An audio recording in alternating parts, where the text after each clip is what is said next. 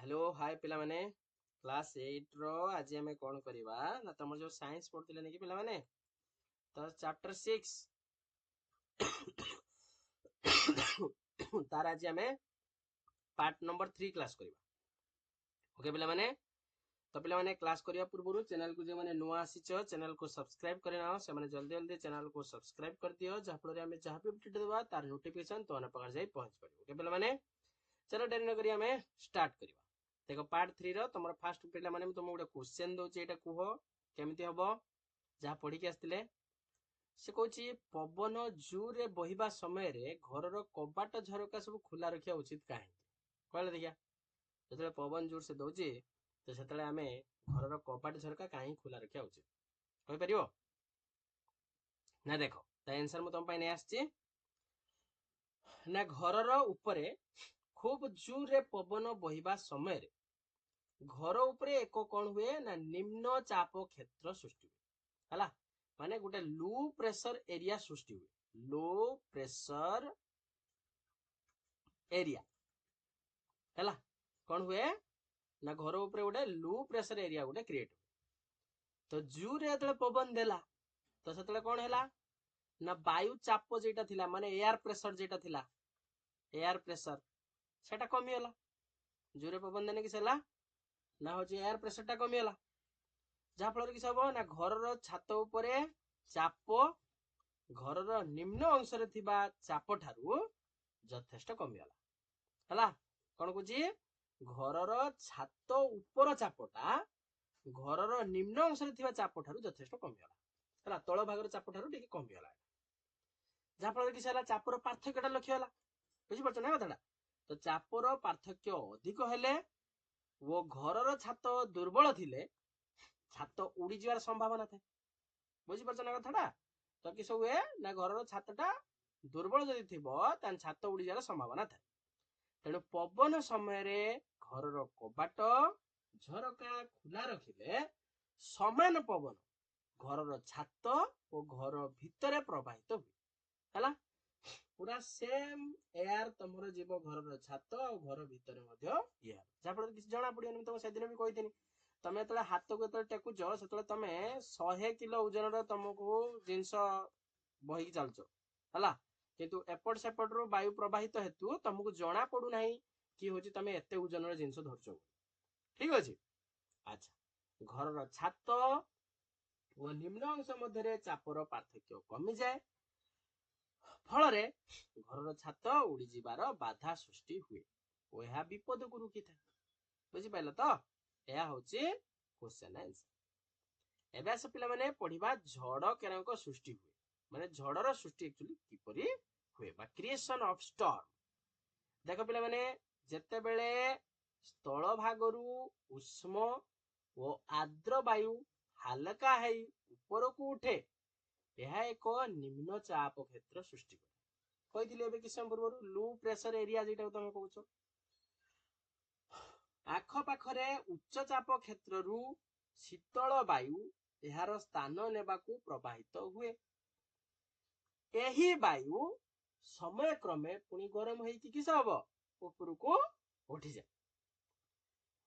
एहा पवन प्रवाहर एक निरंतर प्रक्रिया रे परिणत हुए ऊपर को उठुथिबा वायु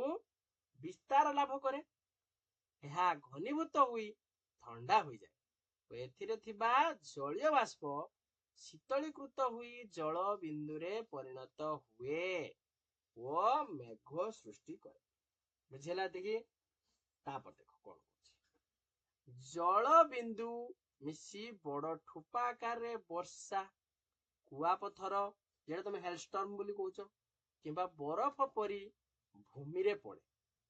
हला एटा जतले बड़ ठोपा आइ जिवो एकदम वर्षा आकार न कुआ पत्थर आकार न बरफ आकार एडा सब आसी के माटी रसी पड़े तापरे वर्षा सहित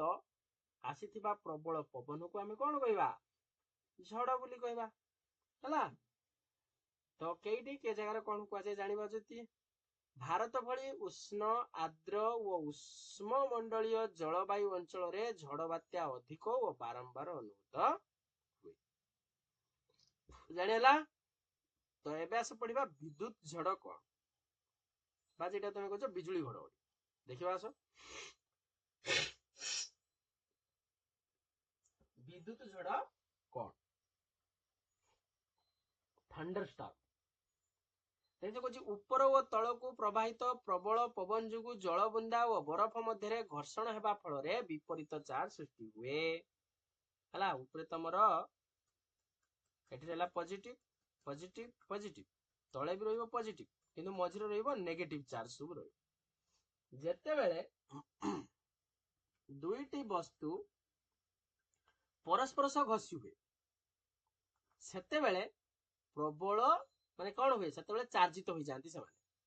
क्षेत्र में उपरकू और तलकू प्रबल पवन बही परस्पर सह घसी हेबा फଳରେ मेघ मध्य स्थिर वैद्युतिक चार्ज सृष्टि हुए मेघ भितर कौन सृष्टि हुए स्थिर वैद्युतिक चार्ज सृष्टि हुए जुक्तात्मक चार्ज विशिष्ट हल्का बरफ कणिका ऊपर आड़ को गति करे वो मेघर ऊपर अंश को अधिकार करे विजुक्तात्मक चार्ज युक्त भारी जल बिंदु मेघर निम्न अंश को अधिकार करे यही परी मेघ मध्य एक चार्ज पृथकीकरण घटे कौन घटे चार्ज पृथकीकरण घटे ठीक अच्छे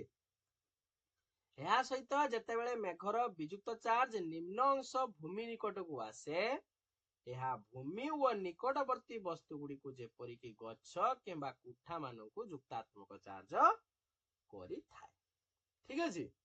ସାଧାରଣତଃ ବାୟୁ କୁପରିବାହୀ ଭାବେ କାର୍ଯ୍ୟ କରେ କୋଉ ଭାବେ କାମ କରେ କୁପରିବାହୀ ଭାବେ ଓ ବିପରୀତ ଚାର୍ଜ ଗୁଡିକୁ ଏକାଠି ହେବାକୁ ଦିଏ ନାହିଁ ଠିକ ଅଛି तो ये जो तुम पलि आसे उज्जवल आलुक से उज्जवल आलुकर झलक को आम कह बिजुली उच्च शब्द को कहवा कौन ना घड़घड़ी पे बही आउ टे डिटेली पढ़ो तो जस्ट नोट्स आकार लिखुची तेणु आपको टे जस्ट सेमती ही पढ़ो है ताने भावन जे यहाँ हूँ सब है बही टे पढ़ो बिजुली और घड़घड़ी सहित एक झड़ को विद्युत झड़ बोली कहुए बुझीगला ये थिला तुमरो आजिकार क्लास पिला माने नेक्स्ट क्लास रे हमें पार्ट 4 पढ़िबा हला तो चैनल को जो माने आसो पिला माने चैनल को टिके शेयर करिवो सब्सक्राइब करिवो लाइक करिवो आ एमती वीडियो देखिया पई हम चैनल लो बेल आइकन को प्रेस करके रखिबो तो पिला माने